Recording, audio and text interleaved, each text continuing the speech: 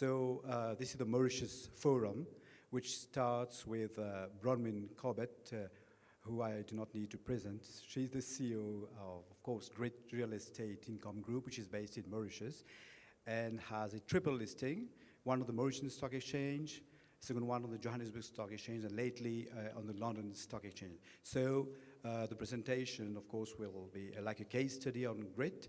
And without any further ado, we shall welcome Bronwyn Corbett to address us, to make her presentation. Thank you.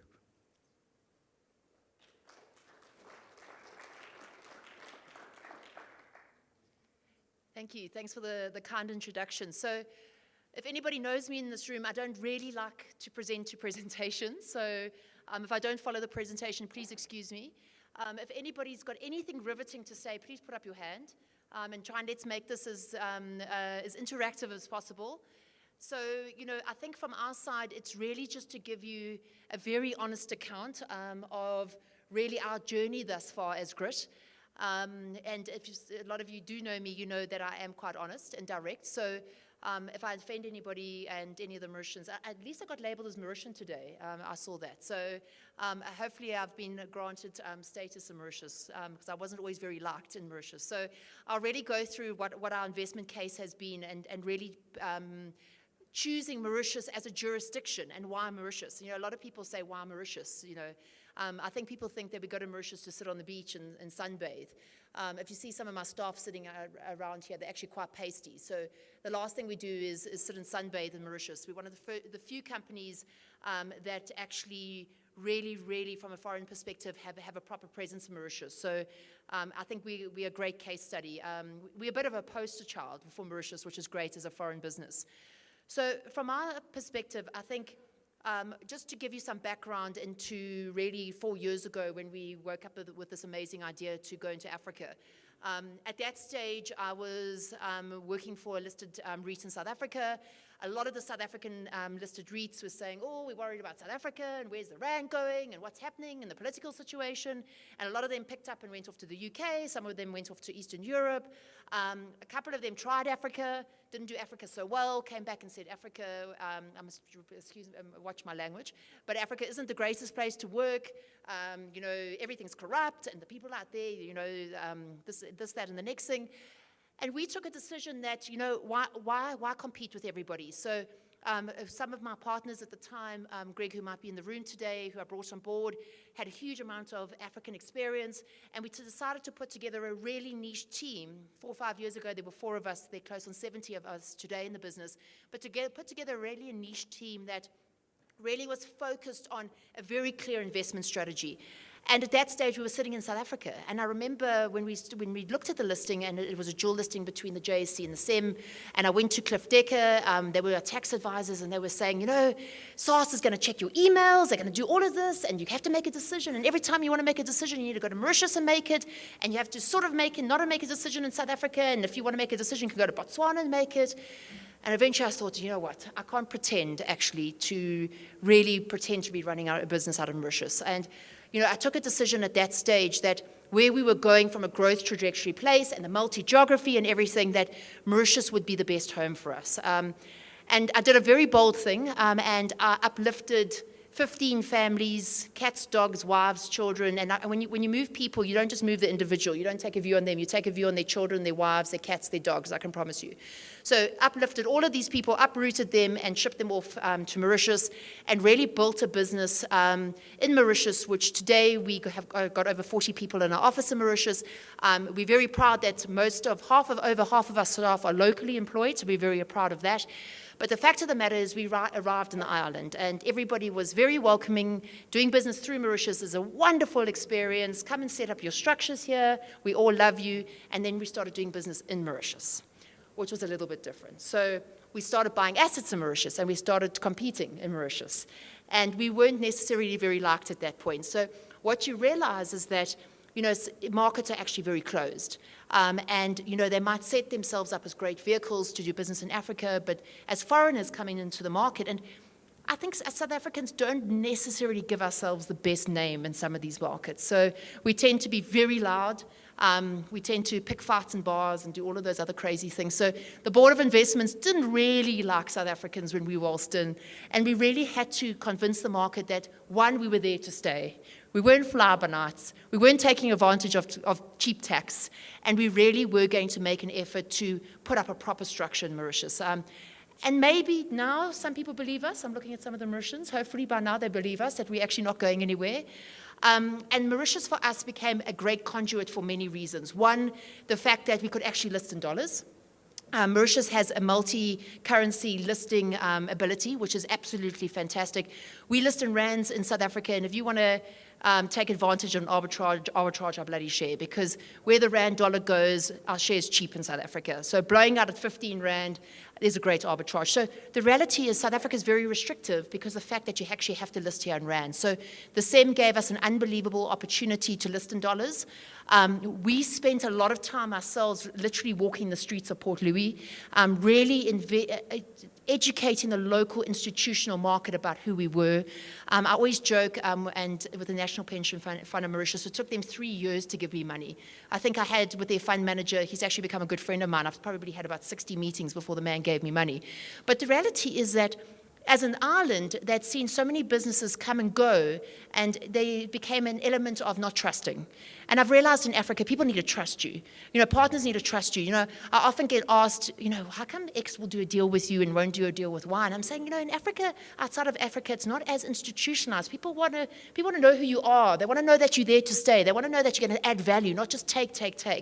So it took a long time, and close on probably, I actually was looking the other day, close on about 18% of our share register is Mauritian investors, which is really exciting for us. And I remember sitting down with the SEM at the time, and they said, you know, Bronwyn, you need to drive liquidity and all of these things. And I was like, how the hell are we going to do all of this? But it really just took effort. It took walking the streets, educating the market, having the analyst presentations, getting the research guys, having great partners on the ground. And it was very great that you obviously welcomed me, because Perugium has been a fantastic partner for us. They've been our sponsors in Mauritius, and we've cried, laughed, screamed, shouted, slammed doors, done all sorts of each other, broken bread. We've done many things over the last couple of years together. But the reality is that we've now got a really strong set of partners in Mauritius. And for us as a business, we're one of the first Mauritian businesses and the only to list in London. Now, I must tell you that in itself was a monumentous task. And why it was is that, like it or not, Mauritius and a couple of these other places have a stigma around you're only there to save tax. And I'm trying to say there really are real people here, real businesses. And, you know, to take a business of our nature to London where things were a little bit unsure. So, and hopefully nobody's here from Computershare, but Computershare UK just wouldn't deal with us because we were from Mauritius. It was the strangest thing. And they've just taken a view that they won't deal with countries out of Africa. So we had to go and find a settlement agent. I thought, I can't believe my biggest problem listing in London is like I don't have a settlement agent for our bloody shares. The reality is I didn't realize that actually there was a small problem in relation to what we were going to face down the road. But the fact of the matter is on the 31st of July, we listed Grit as a main board listing in London.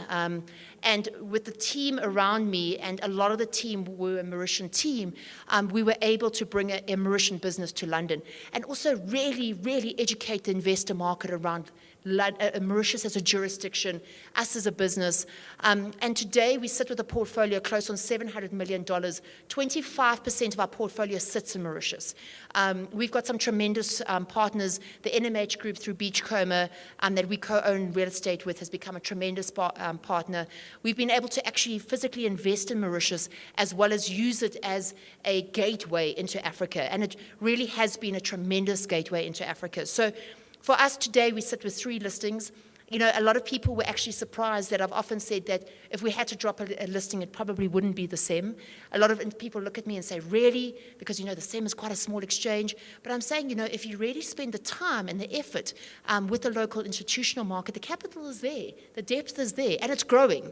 So the business has been there now 3.5 or actually 4 years, and every year we've seen the growth. So you want to be in the market where you see the growth, you see the effort from the government, and that's really what we've been able to base our platform from. The other benefit is that we've had huge support on the debt side. State Bank of Mauritius is a huge funder of ours, which is quite strange because they are backed by government. You'd think they'd be terrified of the rest of the continent. But they've really taken a view on us, and they've become one of our main financiers. So we have, today, we sit with 9 financiers. Our largest financier is Barclays. The relationship that Barclays has with their African offices, including their Mauritian office, is absolutely tremendous for us. It's allowed us to grow our platform across Africa. So for us, we sit in this market and bar sort of getting island fever, which I don't get because I'm hardly ever in Mauritius, but, bar getting island fever, we don't see ourselves actually being based anywhere else. And when I was having this investment decision from day one, when I was looking at the investment decision, where to go, where would you base an Africa business? A lot of people said, why not Dubai? And, Dubai is a big competitor of Mauritius from a jurisdiction perspective. And I said, one, I don't know if anybody's trying to employ somebody in Dubai, but they probably earn 3 times what I earn. Secondly, the fact that, having the ability to actually be in Africa and do business in Africa goes a long way. The ability to actually leverage and be able to do acquisitions and real estate in Mauritius for us is tremendous. We sit with 3 investment-grade countries in Africa. Unfortunately, South Africa isn't one, but Morocco, Botswana, Mauritius. We have investments into all of those countries. So for us, Mauritius is ultimately the perfect home. And if you look at our countries and you look at this map today, our original investment was into Morocco and Mozambique. And somebody said to me, why Morocco? Does it start with an M and so does Mozambique? And I said, no, not at all. We were quite criticized originally going into Morocco because Francophone Africa is so unknown to South Africans specifically. What I like about Mauritius is Mauritians actually like Francophone Africa. Maybe it's the common French, but the reality is they do like it. And Francophone Africa, for me, is a great investment story. It's not the only investment story for Africa, but it's a great investment story. So our investment into Morocco, our expansion into Morocco, if any of you guys know about Morocco, it's promulgated REITs. It's implementing REITs next year. It's very progressive from that perspective. And Mauritius itself has really spent a lot of time through the stock exchange, through the Board of Investment, actually doing their own roadshows across Africa. Really spending time with a lot of these governments and jurisdictions themselves, which really gives us a much easier platform going into these countries. So for us, we really do hope it continues. Really from I'm very proud of this slide. I had somebody from ENL the other day at one of our presentations, Gilbert, and I said, oh, it looks like we're number 4 and you're number 5. Never say that to Mauritian, that you're ahead of them, I've realized, because he wasn't very happy with me. But today we sit as the 4th largest business in Mauritius. And I see Sunil from the SEM, I've just seen you here. So I don't think he would have believed this a couple of years ago when I came as a Bermuda company at that stage and said, I want a listing in Mauritius, please, 5 years ago. But we sit as the 4th largest. We're the 2nd most liquid stock behind MCB, which is actually unbelievable. For us, really, as I've mentioned earlier, we don't see ourselves going anywhere else from a Mauritian perspective. And the more entrants that we can put into it, the more Mauritian businesses that hopefully will follow our course into listing into the UK and other international markets is really exciting. We were the pioneers, so hopefully it'll be a lot easier for them. The ability to actually, from our perspective, really, really add value into a market like Mauritius.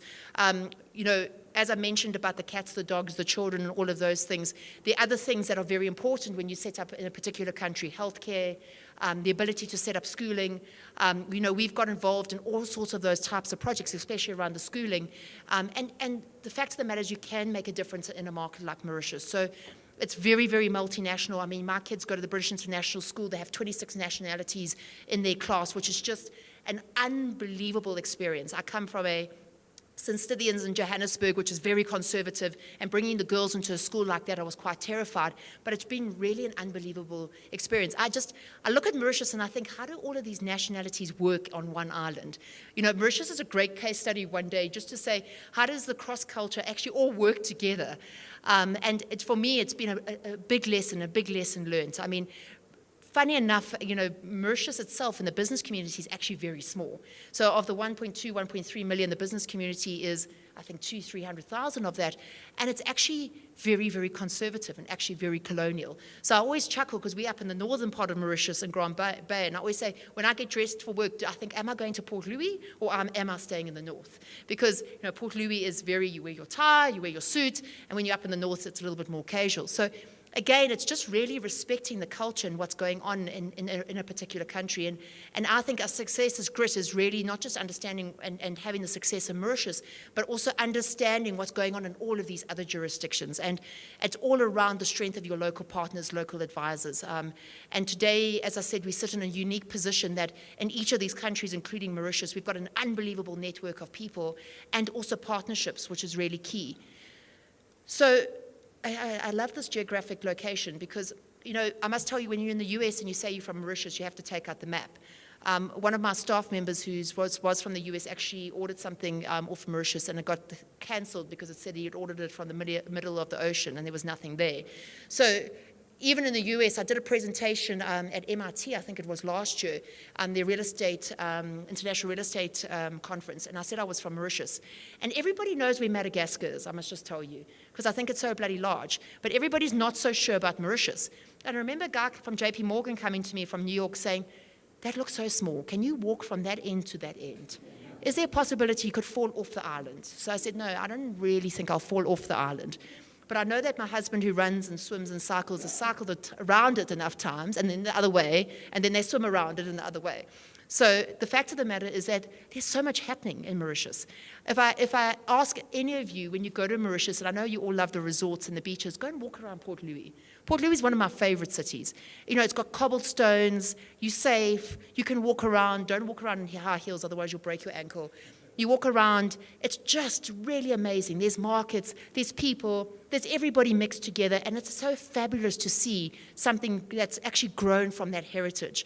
And really the sort of next steps now is to really say, from a Mauritian perspective, how do we as Grit really, really center Mauritius and center really getting more businesses into Mauritius? Because I think for us, that's really the key. You spoke about Switzerland and those countries earlier. Mauritius it doesn't sit on commodities. What it has its tourism, which we like because we own hotels, and the tourism is unbelievable. But it also has the financial services side. And the growth in the financial services is absolutely key. And I must tell you, I've got, and I don't see all my staff here, I've got a pool of staff in my office that I call key talent. I don't see any of my key talent, maybe they're working somewhere. But I have a pool of staff in my office called key talent, and 90% of those are local Mauritian youngsters that have studied overseas and have come back. And I always say you have to be, and excuse the pun, quite gritty when you work at Grit, because we're a little bit insane. But these guys have really come and embraced our business. And, it's so tremendous to see some of these youngsters really being possibly future executives and CEOs of our business. We've just employed on our exco a local Mauritian woman who it's really exciting. And just really, we now started a women's property network in Mauritius, which I'm very proud of. Pro-woman, go woman. And I did chuckle at the Women's Award earlier because somebody messaged my husband. He said, aren't you the only woman in Africa doing this? So I think that wasn't a great story. But the reality is that we're really trying to promote sort of furthering what we're doing and really trying to make a difference in Mauritius. I mean, we also... again, very community-driven. We support some amazing initiatives. We've got a woman that works in our office that's the Blimmin Animal Whisperer. She looks after 26 racehorses that are put out to pasture. Stray dogs, stray cats. If you've got any of those in Mauritius, phone us because we've got a sanctuary that looks after those. But again, it's not just about taking out of these places. I think that's what really I'm trying to say in summary. If you can show that you're there to stay and you show you can add value, I think Mauritius as an island and Mauritius as a business hub has been a really, really great home for us. Good. Any questions? Nobody put up their hand.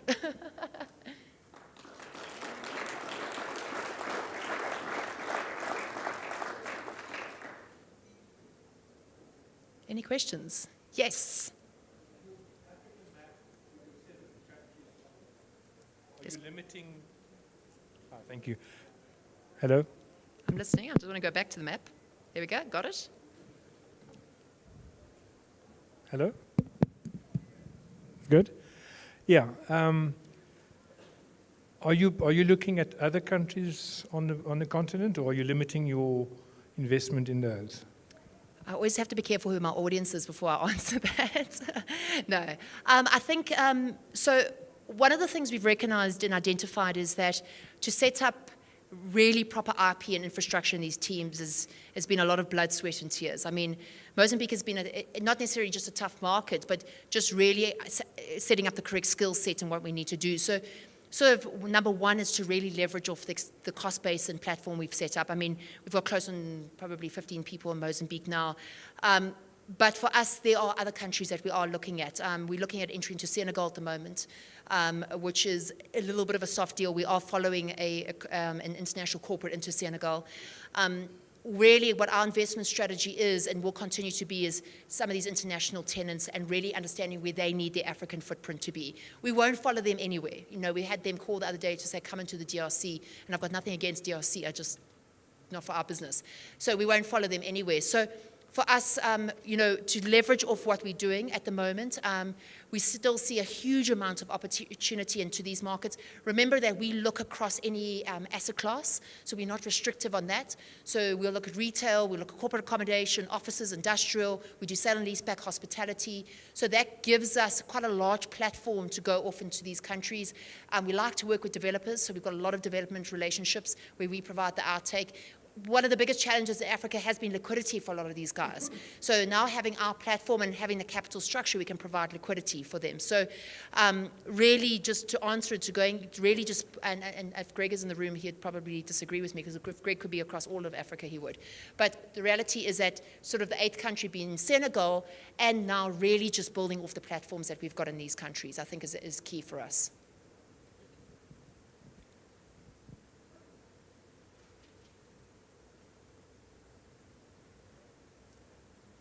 Any other questions? Anything about Mauritius? Anybody want to know? Any scandal anyone wants to know about Mauritius? No, I'm just joking.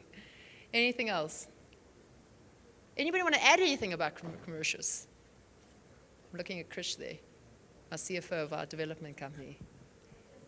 Bronwyn, hi, Mike from Hilton. On your hospitality structure, Mauritius is obviously very key. Yeah. What is your model? You'll buy assets, but primarily you'll look for a lease, not so? Yeah. Are there any other models you'd consider? So I think, you know, maybe coming out of South Africans are terrified of hospitality, and so the banks. Where's one of the banks that wouldn't give me money the other day on hospitality? But I think for us, so the deals that we've actually structured now are easy deals from a real estate perspective. So they are really, we're buying the bricks and mortar. That's ultimately what we're buying. But it's given us quite a nice platform that we've got really good cash flow generative hospitality assets. So we now have the ability to look at other structures. It is our aspiration, and I see Bevan over there, one of my colleagues, to actually roll out a different vehicle for hospitality. And really for that is just on the basis of the opportunities we're seeing at the moment. So a lot of the owner-operated groups are looking to expand, and they need cash onto their balance sheets. So we're seeing a magnitude of deals at the moment. And as Grit, we wouldn't want 50% of our portfolio exposed to hospitality, so we think there's quite a nice conduit to roll it out. So absolutely, we're going to now start saying, okay, and the vehicle's called Paradise. What is Paradise investment strategy? What is the mandate? Is it have the ability to enter to maybe part an OpCo structure, part a lease structure? The other fact of the matter is that we are able, as a business now, because of the size of our balance sheet, to bring in cheaper cost of funding, which means that the property yield, you know, in the old days when we were borrowing at, I remember when we started this blooming thing, it was 8%. We've now brought it down to 5.5%. Euros, we're borrowing at like 3.5%, which means if we can borrow that, ultimately what the property yield is a lot better for the operator. But you don't want to be caught up in this, what everyone else has been caught up in previously. It's the affordability, as you know, as a hotelier. You can't just go and sign blooming leases and you can't afford to pay them. So that's also quite key for us. So we're very keen to now look at the structure and say, what other legs does this hospitality vehicle have? Sorry, another quick question. I noticed Seychelles is not there. Is that a future opportunity for you? So Seychelles should actually be there, but we've sort of, this is our London presentation, so we have to make sure we don't say we're everywhere. But we've got an opportunity in Seychelles at the moment that we are busy working on with one of our current operators. So, we've called it, Bevan must correct me, but Indian Ocean hospitality, but we must be careful of using that term as well, because we've seen some other opportunities. Our Senegal deal is actually a hospitality deal, so we can't pretend that that's an Indian Ocean, Bevan, I don't think. So, our stuff is really, we look at more the luxury hospitality stuff, really more highly occupied, not a lot of cost into the actual development itself, so it can't be overcapitalized because it becomes quite onerous then to do it. But Seychelles is definitively, we are looking at some other little islands, not giving away too much around actually Mauritius itself too. And that's really just leveraging off the relationships we currently have with some of the hoteliers. But we are looking, yes. Should I give you my mic? Thank you. I'd like to add something. I'm from Mauritius. So the Mauritian government has been developing a number of G2G agreements with a number of countries, mainly in West Africa, that would develop special economic zones with a special legal framework, with the two governments sort of securing the investment to attract international investment in these areas. Countries are Senegal, Ghana, Côte d'Ivoire, Ivory Coast, and some others that I don't know. And these are an additional sort of strategy that gives some comfort to the private investment. Yes, you can, there's Mark. Yeah, so I absolutely, and I think probably if anybody is really looking to set up in Mauritius, it's really spending time with the Board of Investments and these guys that are, and even the Mauritian Stock Exchange, to really understand what some of these initiatives are, because they're extremely interesting, especially for West Africa. And the ability to leverage off these platforms is key. And obviously trying to sort of mitigate some of the perceived risks and flow of money and getting money out of these countries. So what they're setting up with West Africa, which is really tremendous, is the ability to move money in and out quite easily. As you know, and we were actually criticized when we started this business, is that, you pay dividends every 6 months, but can you get the money out of these blooming countries? So we've had to demonstrate that. So that what Mauritius is doing with West Africa really just ticks that box. And it gives a lot of comfort that you're not going to have money trapped in that country. And we've seen that happen before, and that's unfortunately what the challenge has been in some of these markets.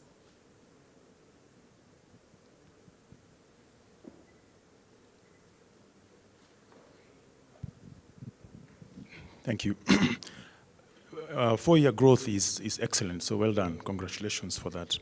I just wanted to understand, when you're talking about capital raising, I see very little use of REITs for your capital raising, which means that a lot of what you're having to offer out to potential investors is your equity, original equity, which means dilution of original shareholders.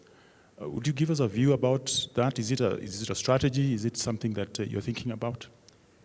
So I'm hoping I've understood your question. So if I answered it incorrectly, it's because I've misunderstood it. So maybe just to sort of paint some context into what we do from a capital raising perspective. So one of the things that we are looking at, so we behave like a REIT, but we're not a REIT. So our particular structures, we can't get REIT status. So when we raise capital, we would use our 3 various markets to do it. That would be Johannesburg, Mauritius, and London. When we raise capital, we always do that at net asset value, so it doesn't dilute our existing shareholders.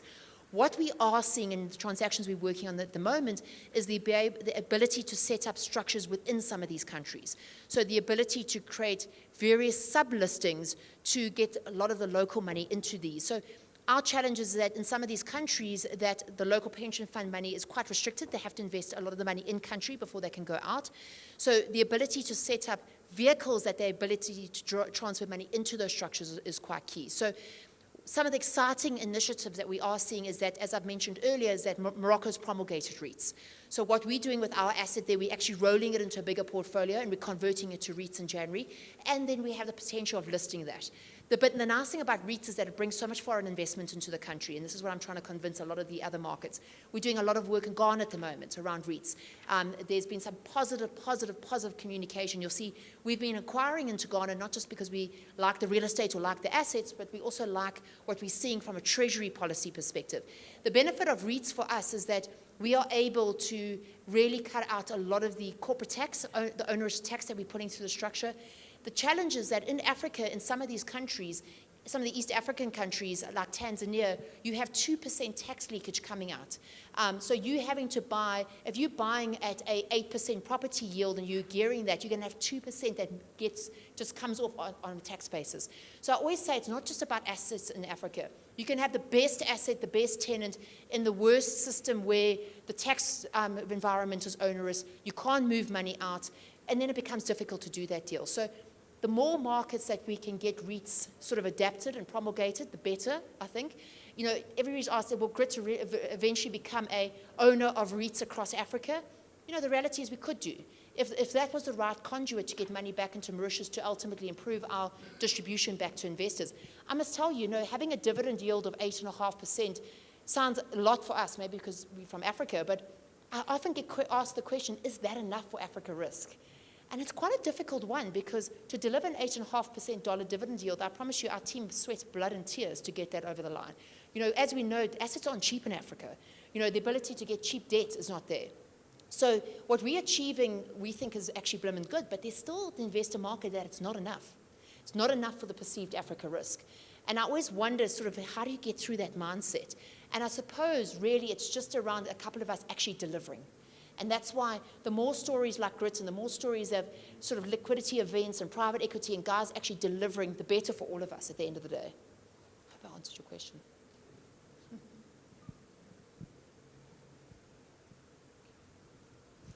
Thank you, Bronwyn. Before we pass on to the, just one anecdote about Bronwyn and Mauritius. But before that, one anecdote on Mauritius. Just about, in Mauritius we play soccer and football, so somebody told me that you won't be able to play soccer and football, it's too small, so every time you will be kicking the ball into the sea. So, and the second one is about Bronwyn and Mauritius. I have the opportunity to have worked in two capacities, once as head of listing at the Stock Exchange of Mauritius with Sunil, the CEO, and Delta at that point in time was admitted to listing, and then now with Belgium Capital as advisor with Kesavan and the team. So somebody told me, I won't say who, oh, you're working with a beauty model. I say, yeah, but much more than that. And I told the guy, in fact, it was a lady. I told her, go and rub your shoulders against the shoulders of Bronwyn, and then you'll see it's only a beauty model. So a good round of applause for Bronwyn.